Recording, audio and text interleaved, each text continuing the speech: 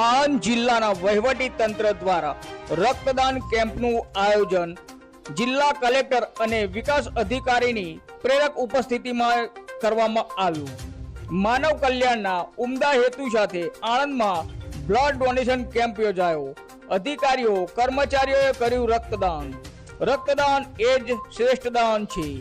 આણંદ જિલ્લાના વહીવટી સ્ટાફે માનવ સેવા કાજે રક્ત અર્પણ કર્યું. આજની રક્તદાન શિબિરમાં 75 યુનિટ રક્ત એકત્રિત કરવામાં આવ્યું હતું. રિપોર્ટર ભગવત ભટ્ટ, આણંદ.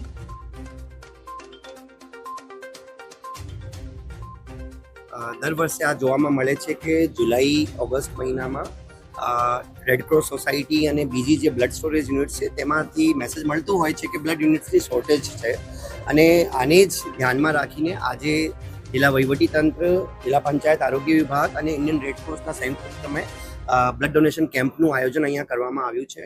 એમાં વિવિધ કોલેજીસ, વિવિધ ઇન્સ્ટિટ્યૂટ્સના પણ બધાને સંપર્ક કરીને અને અત્યારે પણ અહીંયા પણ અમુક ઇન્સ્ટિટ્યૂટ્સ તરફથી ખૂબ સારી સંખ્યામાં યુવાનોએ આવ્યા છે બ્લડ ડોનેટ કરવા માટે. આપણે જાણીએ છીએ કે blood donation is life donation. રક્તદાન જીવનદાન છે. એટલા માટે આ દર વર્ષે રક્તદાન કરવું જ જોઈએ, અને આ જ હેતુથી આજે આ કાર્યક્રમ અહીંયા સરદાર પટેલ બેંક હોટલમાં આયોજન કરવામાં આવ્યો.